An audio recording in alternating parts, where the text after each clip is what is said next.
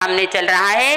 परवाधी right passion के प्रारंभ में हमने अहिंसा का नाद गुंजाया था, हमने अहिंसा का नाद गुंजाया था। दूसरे दिन हमने क्या किया था, दान की भावनाओं को समझाया था। और तीसरे दिन माँ की ममता को आपके सामने रखा था। और कल एक साधना की सरगम को आपके समक्ष उपस्थित किया। और आज किसका विषय है?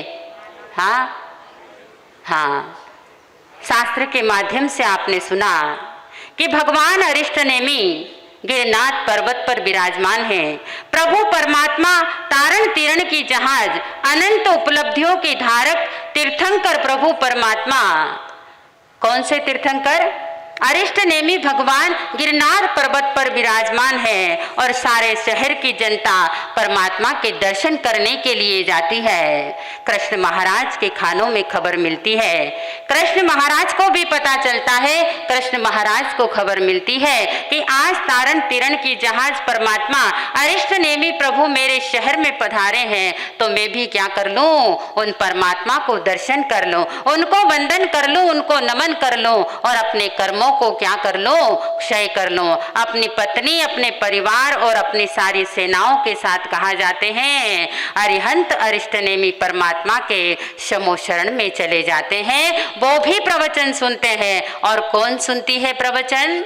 उनकी पटरानियां सत्यभामा, गांधारी और इस प्रकार से लक्ष्मणा, सुसीमा आदि 8 पटरानियां प्रवचन सुनती है। और प्रवचन सुनकर के क्या आ जाता है, उन्हें वैराग्य उत्पन्न हो जाता है। और सिर्फ इतना सा ही प्रवचन सुना कि ये संसार क्षणभंगुर है, जो इस संसार में आया है वो संसार से जाएगा। इसीलिए संसार में क्या नहीं रखना चाहिए, मोह नहीं रखना चाहिए। आज नहीं तो कल हर व्यक्ति को इस संसार से जाना है। इतना सा ही कहा परमात्मा ने कि संसार क्षणभंगुर है, संसार अनित्य है, आत्मा अकेली आई है और अकेली क्या हो जाएगी कि एक लोही आयो है तो एक लोही जासी रे, एक लोही आयो है तो एक लोही जासी रे, कर ले कमाई धर्म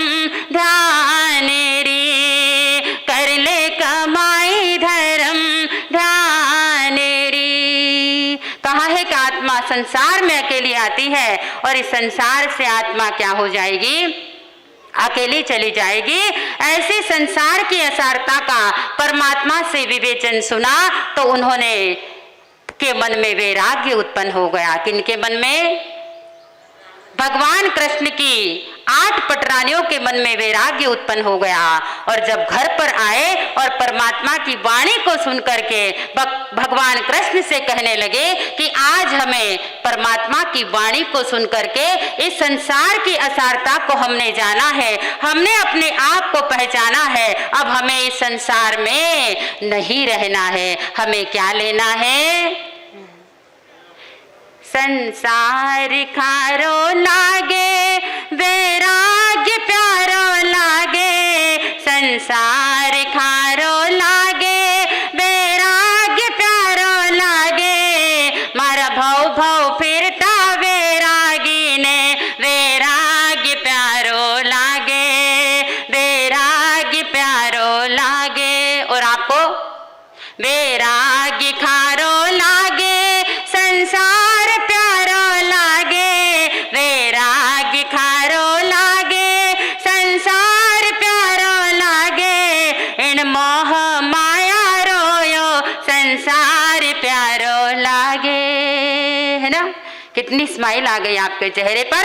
अगर संसार छोड़ने का नाम लिया महाराज तो हम नहीं छोड़ेंगे। जब यहाँ प्रवचन सुनते हैं तो इतना वैराग्य आ जाता है, ऐसा लगता है कि अभी इसी वक्त क्या ले लें, दीक्षा ले लें। लेकिन जैसे ही नीचे जाते हैं, अरे महाराज रो तो काम कहिए काका जी, यांना तर प्रवचन द्यायचंच काम आहे, आपल्याला ह्याच्या रांधात लागायचं नहीं, हमें इनकी नांदी में नहीं लगना चाहिए।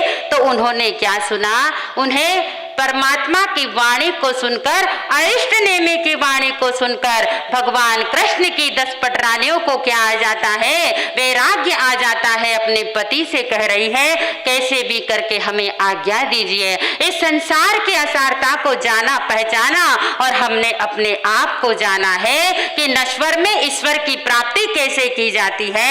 और अब हमें क्या लेना है, संयम लेना है। अब क्या करें, आज्ञा दे कि नहीं दे। एक बात आपसे पूछना चाहती हूँ कि भगवान कृष्ण के कितनी रानियां थी? 2, 3, 4, 5, 6, 10, 12 कितनी? मुझे तो पता भी नहीं था। 16,000 रानियां थी भगवान कृष्ण के और उन्होंने इजीली क्या कर दिया, छोड़ दिया। और हमारा भाईड़ा था कि कितनी पत्नियां हैं? कितनी हैं आपके? Only for 1।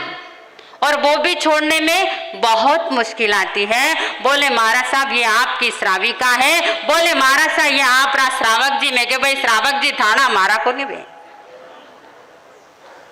कितना संसार प्यारा लगता है। कहते हैं कि काले से धोले हो जाते हैं लेकिन आदमी के मन में जागरूकता नहीं आती है। लेकिन याद रखना, आज नहीं तो कल इस संसार से चले जाएंगे। थोड़ा सा भगवान का क्या कर लेते हैं, नाम लेते हैं। उन्होंने कितनी रिद्धि सिद्धि समृद्धि को छोड़कर क्या ले लिया, कोई साधारण मनुष्य की पत्नियां नहीं थी, 3 खंड के अधिपति की वो पत्नियां थी। और एक क्षण में, एक शब्द में उन्होंने क्या कर दिया, संसार को ठोकर मारकर संयम को अंगीकार कर लिया। आइए ऐसी नारियों के चरणों में मैं नमन करती हूँ। मैं श्रद्धा और आस्था के साथ उनके चरणों में नमन करती हूँ कि हे नारी, तुमने तो अपना संसार छोड़ दिया और अपनी आत्मा को सिद्ध बुद्ध मुक्त बना दिया। वह ऐसा क्षण आए कि मैं भी अपनी आत्मा को छोड़ क्या बन जाऊं, सिद्धा सिद्धि मम दिसंतु बन जाओ। तो आइए आज का ये दिन, आज का ये पन्ना, आज का ये अध्याय, आज का ये डे किसके नाम पर है? हमारी इन सन्यारियों के नाम पर है, हमारी इन नारियों के नाम पर है। कहते हैं कि आज महिलाएं मुझे बहुत खुश नजर आ रही है और जब इन महिलाओं को मैं देखती हूँ तो मुझे बहुत अच्छा लगता है कि इन महिलाओं में मुझे कोई माँ भी दिखाई देती है, इन महिलाओं में मुझे कोई भाभी दिखाई देती है और इन महिलाओं में मुझे कोई दादी नानी चाची भी दिखाई देती है। तो आइए आज का हमारा विषय कौन सा है? नारी का विषय है। कहते हैं कि साल के 365 दिन में 8 मार्च का दिवस महिला दिवस के रूप में मनाया जाता है। साल के 365 दिन में 8 मार्च का दिन महिला दिवस के रूप में मनाया जाता है। उसी तरह परमाधिराज पैषण के 8 दिनों में 5वां दिन नारी के नाम पर है और नारी के रूप में मनाया जाता है। कहते हैं कि काश नारी नहीं होती तो आप धरती की शक्ल नहीं देखते, काश नारी नहीं होती तो आप धरती की शक्ल नहीं देखते। आप भी कहेंगे महाराज आप क्या नारी नारी कर रहे हो, लेकिन मैं जरूर कहूंगी कि नारी नारी क्या करते हो नारी नर की खान, कि नारी नारी क्या करते हो नारी नर की खान। नारी से पैदा हुए राम कृष्ण हनुमान, नारी से पैदा हुए राम कृष्ण हनुमान। तमाम तीर्थंकरों को जन्म देने वाली उन सभी सन्नारियों को मैं क्या करती हूँ, प्रणाम करती हूँ, सलाम करती हूँ। मैं मेरी माता को प्रणाम करती हूँ, मेरी माँ कमला को प्रणाम करती हूँ जिन्होंने मुझे जन्म दिया है और मेरे पीछे मेरी माँ मेरे जीवन नहीं, मेरे को संयम का स्वरूप प्रदान करने वाली, संयम का कोहिनूर प्रदान करने वाली मेरी माँ कमलावती जी महाराज को भी मैं क्या करती हूँ, कोटि कोटि प्रणाम करती हूँ कि हे गुरुवरिया अगर तुम नहीं होते तो हम कंकर से शंकर नहीं बनते, अगर तुम नहीं होते तो हम कंकर से शंकर नहीं बनते। आज 2 शब्द जो हम आपके सामने बोल रहे हैं ये सभी उनका आशीर्वाद है। इसीलिए कवि कहता है, किनकी इनायत है ये, कि गा रही हूँ इस महफिल में आपकी इनायत है, गा रही हूँ इस महफिल में आपकी इनायत आज हूँ मैं हो कुछ भी आपकी इनायत है, गा रही हूँ इस महफिल में आपकी इनायत है, आज हूँ मैं जो कुछ भी आपकी इनायत है, आपकी इनायत है। हे गुरुवर्या, आज आपके आशीर्वाद से हम कंकड़ से शंकर बन गए और 100 से शिव बनने का प्रयत्न क्या है हमारा जारी है। तो आइए, आप भी कहते होंगे महाराज नारी का क्या कह रहे हैं आप? सचमुच में भी एक नारी हूँ। और नारी किसे कहा जाता है? किसे कहते हैं नारी? ना अरी, जिसका कोई शत्रु नहीं है वो कौन है? नारी। और नारी का दूसरा शब्द है महिला। जो मही को हिला दे, जो धरती को हिला दे, जो पृथ्वी को हिला दे, उसे क्या कहा जाता है? नारी कहा जाता है। याद कीजिए, जब आपको संपत्ति चाहिए तो आप किसका नाम लेते हैं? जब आपको संपत्ति की आवश्यकता होती है तो आप किसको याद करते हैं? ओम जय लक्ष्मी माता, हो मैया जय लक्ष्मी माता, तुमको निश दिन ध्यावत, तुमको निश दिन ध्यावत, हरि विष्णु विधाता, ओम जय लक्ष्मी माता। अभी जैसे ही श्राद्ध संपन्न होंगे, जैसे ही श्राद्ध पूर्ण होंगे और दिवाली का त्योहार आएगा, हमारे ये सारे भाई बहन सोने का, चांदी का, स्टील का थाली लेकर के क्या करेंगे? हे लक्ष्मी माता, तू तो सिर्फ किसके घर आना? मेरे घर चली आना और जिंदगी भर 100 वर्ष तक तुम कहाँ रहना? हमारे घर में रहना। ये सारे पुरुष लोग क्या करेंगे? साष्टांग प्रणाम करेंगे और लक्ष्मी से क्या करेंगे? निवेदन करेंगे। तो लक्ष्मी की आवश्यकता होती है तो आप किसकी पूजा करते हो?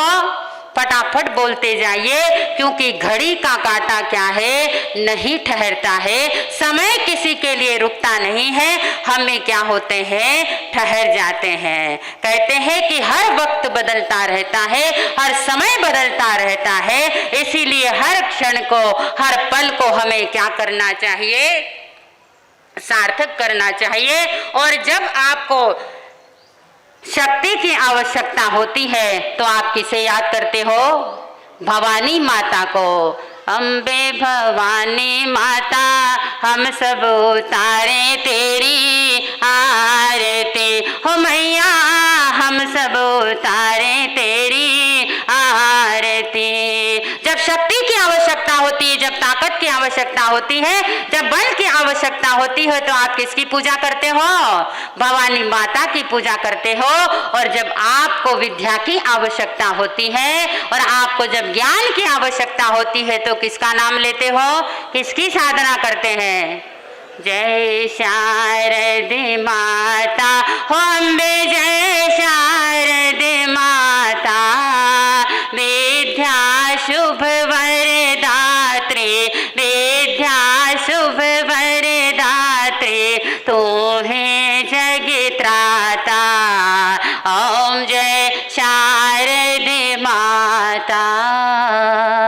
कितना सुंदर कहा, कितना सुंदर बताया कि लक्ष्मी की आवश्यकता हो या धन या दौलत की आवश्यकता हो तो लक्ष्मी की पूजा की जाती है, शक्ति की आवश्यकता हो तो दुर्गा की पूजा की जाती है, और बुद्धि की आवश्यकता हो तो शारदे माता की और सरस्वती माता की क्या की जाती है? प्रार्थना, पूजा और अर्चना की जाती है। और याद रखना, आप कभी भी नारायण का नाम लेते हो तो सबसे पहले लक्ष्मी नारायण बोलना पड़ता है, और जब आप राम का नाम लेते हो तो सीताराम सीताराम सीताराम कहिए, जाहि विधि राखे राम ताहि विधि रहिए, सीताराम सीताराम सीताराम कहिए, जाहि विधि राखे राम ताहि विधि रहिए। रहिए। जब नारायण का नाम लेते हैं तो लक्ष्मी नारायण बोलना पड़ता है, और जब राम का नाम लेते हैं तो सीताराम बोलना पड़ता है, और जब कृष्ण का नाम लेते हैं तो राधा कृष्ण बोलना पड़ता है। देखिए ये संसार के अंदर लक्ष्मी, सरस्वती और दुर्गा ये तीनों ही क्या है, एकदम ब्रांडेड है। और सारा काम इन तीनों के बिना धरती पर क्या नहीं होता, पत्ता भी नहीं हिलता। मुझे कभी कभी ऐसा लगता है कि पुरुषों के लिए कोई काम नहीं छोड़ा, हमारी ये नारियां ही सारा क्या कर लेती है, काम कर लेती है। इसीलिए शंकर जी पहाड़ पर बैठे हैं, इसीलिए शंकर जी कैलाश पर बैठे हैं, और विष्णु जी शेषनाग पर लेटे हैं, विष्णु जी शेषनाग पर लेटे में हैं। सारा काम हमारी महारानियां, हमारी नारियां कर लेती हैं। आइए जब हम आगे बढ़ते हैं तो हमें बड़ा फक्र होता है, जब हम आगे बढ़ते हैं तो हमें याद आती है उस नारी की, हमें याद आती है उस नारी की जो संसार की सबसे पहली गुरु बनी। कौन थी वो? ब्राह्मी और सुंदरी। वो भी कौन थी?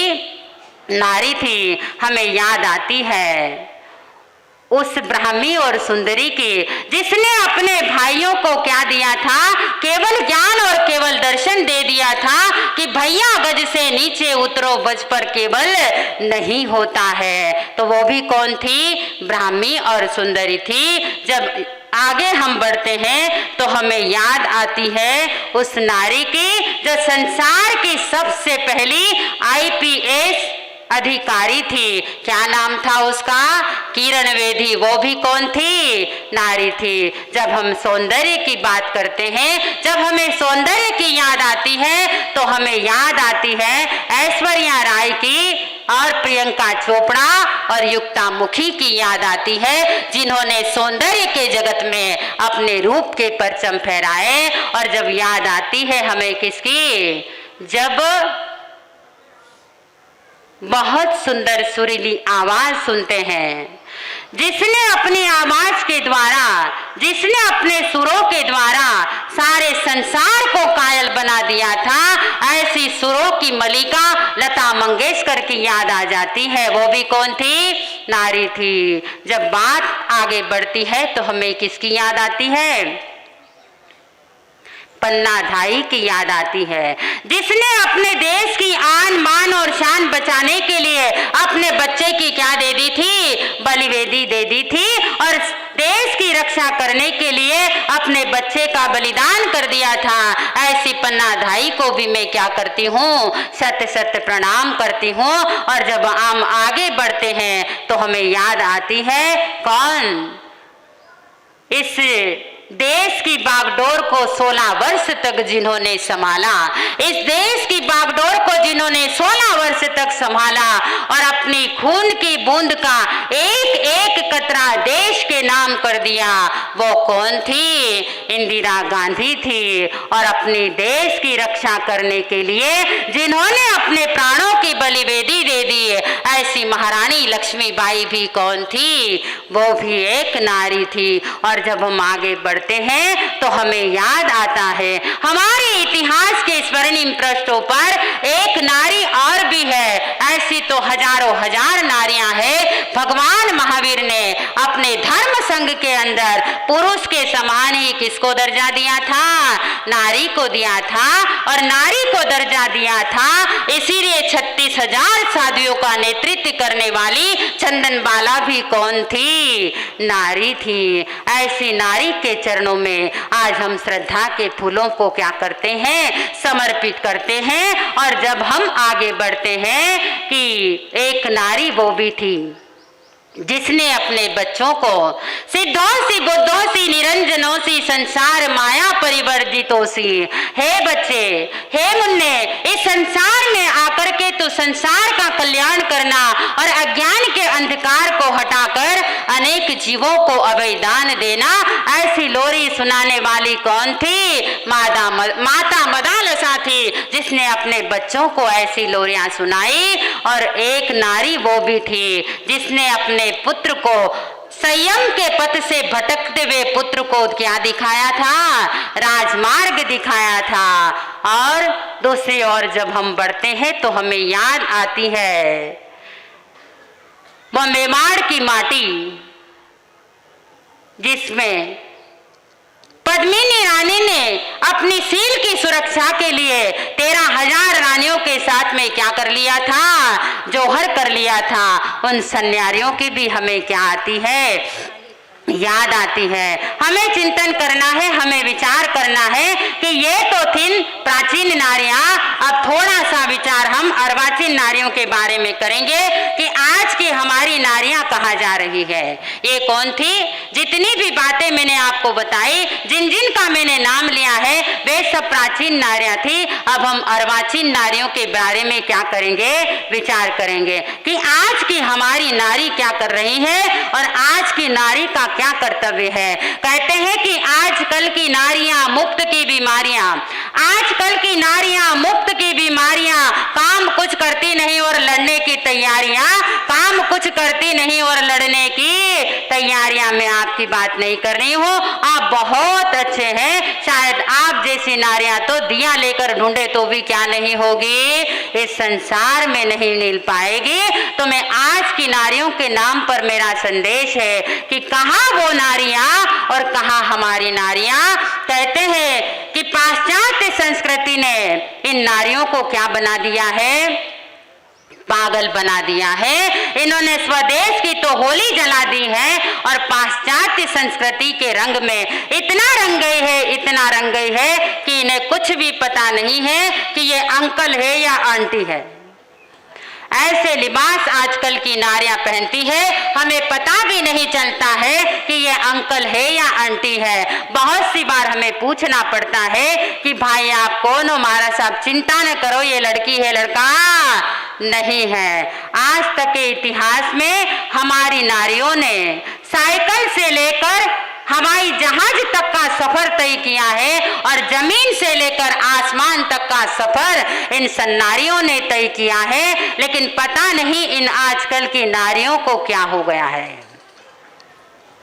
जब देखो जब व्हाट्सएप पर लगी रहती है, जब देखो तब मोबाइल पर लगी रहती है। काम के न काज के ढाई शेर अनाज के। आपकी बात नहीं, मैं किसी और शहर की बात कर रही हूँ। आप तो बहुत अच्छे हैं। हमारे यहाँ की महिलाएं धर्मनिष्ठ है, धर्म भी करती है, सामायिक प्रतिक्रमण पोषण भी करती है और कभी कभी थोड़ा सा अतिक्रमण भी हो जाता। आपकी बात नहीं कर रही हूँ।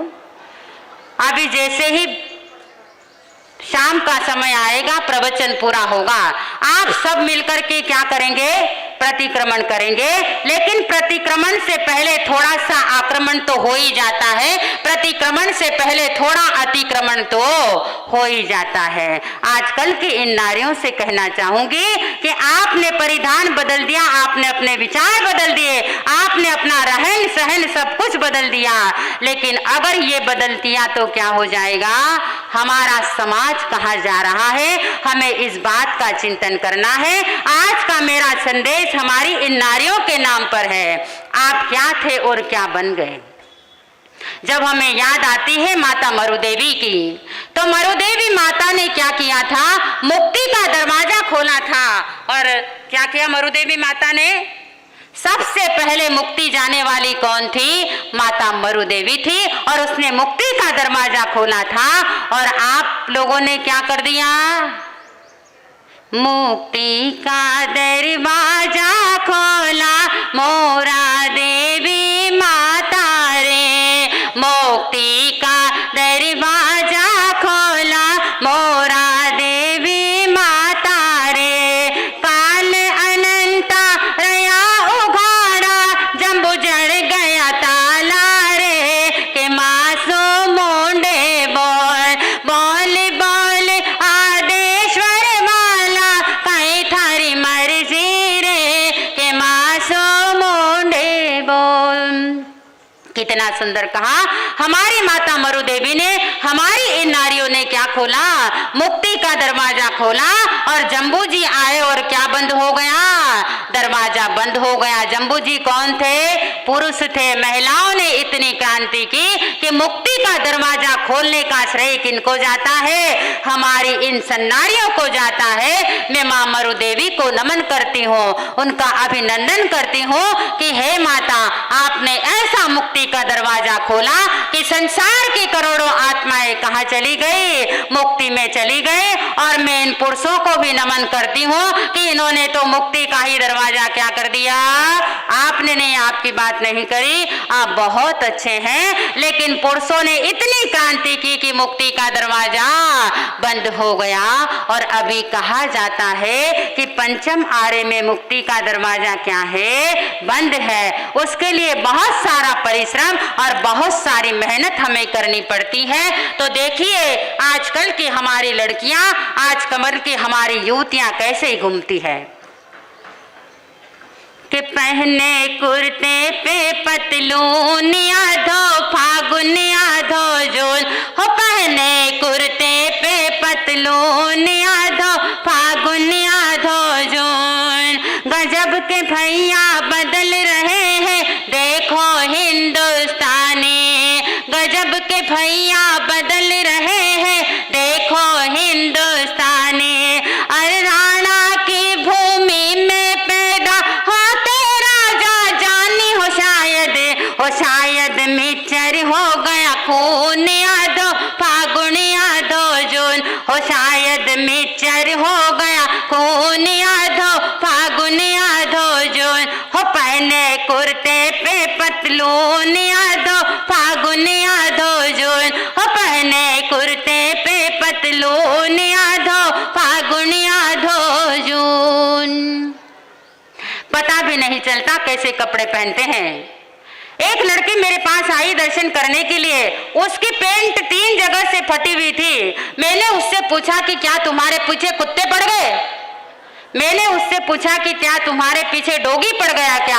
बोले नहीं महाराज साहब, कोई डोगी वोगी नहीं पड़ा, मेरा घर तो इतनी सी दूर है, मैं तो ऐसे आराम से चलकर आ गई हूँ। लेकिन आजकल कपड़े फाड़ कर पहनने की क्या है, फैशन चल रही है। हाय हाय हाय, हमारी समाज, हमारा धर्म क्या कहता है, धर्म तो यहाँ तक कहता है कि धर्म स्थानक में अगर महिलाएं आती है तो सर पर भी क्या होना चाहिए, पल्ला होना चाहिए। पर अब हमारे गुरुवरिया कहा करती थी, जब हमने नई नई दीक्षा ली तो कहा करते थे कि तुम्हारे सर से पल्ला नीचे जा रहा है, एक खूंटी तुम्हारे यहाँ पर लगानी पड़ेगी।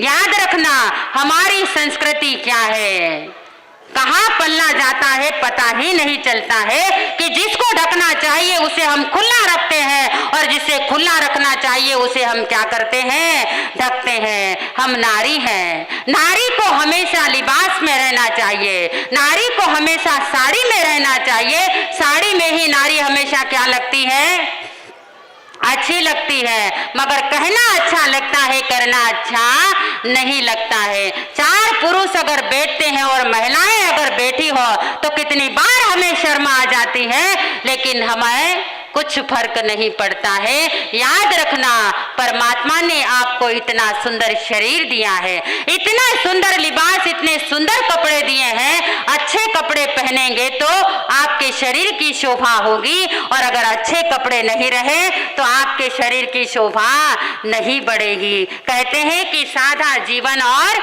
उच्च विचार होना चाहिए, लेकिन नीच विचार और ऊंचा जीवन क्या हो गया, हमारी भारतीय संस्कृति का बन गया।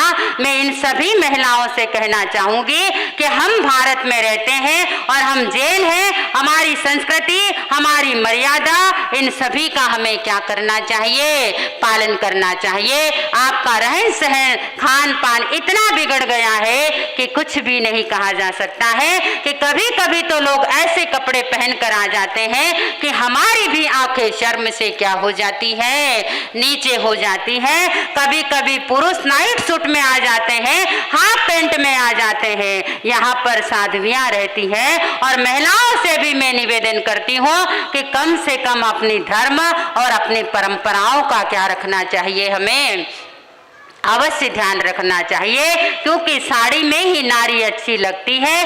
आज तक संसार के अंदर महिलाओं ने सारे लिबास पहन लिए, सब लिबास पहन लिए, लेकिन आज तक पुरुषों का रिकॉर्ड है कि इन्होंने कभी घाघरा, चनिया चोली और सलवार कुर्ता कुछ नहीं पहना है।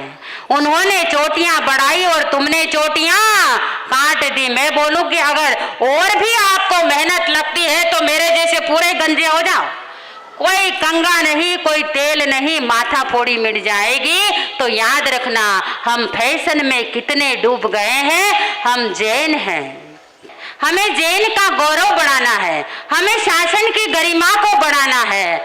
आप थोड़ा प्रेम से देखिए, मेरी ओर गौर कीजिए, क्योंकि कुछ कुछ बातें अगर आपके समझ में नहीं आती हैं तो हम बच्चे भी आपको क्या कर सकते हैं, समझा सकते हैं। तो सभी मेरा महिलाओं से निवेदन है कि कम से कम धर्म स्थानक में एक काले कपड़े का प्रयोग नहीं करें, धर्म स्थानक में काले कपड़े का प्रयोग नहीं करें, जींस और पैंट नहीं पहने और पूरे कपड़े पहनकर आए। और शॉर्ट्स वाले कपड़े तो मैं हाथ जोड़ के निवेदन करती हूँ, आधो फागुन और आधे जून वाले कपड़े तो कभी भी यहाँ पहनकर न आए। और जो भी कभी पहरे उनको सबको अपने अपने अपने अपने भगवान की सौगंध।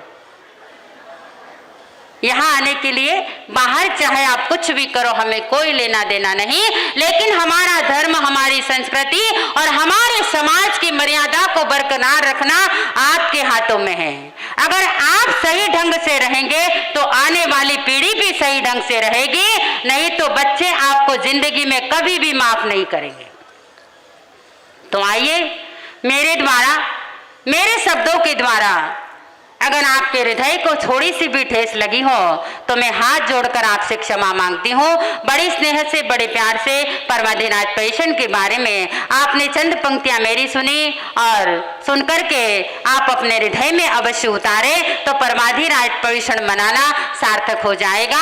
यहाँ से जाते जाते चंद शब्द परमात्मा के लेकर के जाइए और अपने जीवन में उतारेंगे। और आपने मुझे बड़े स्नेह और प्यार से सुना, इसलिए मैं एक बार आपके हृदय में विराजित उस आत्मा का कृतार्थ करते हुए अपने शब्दों को विराम देती हूँ। ओम शांति।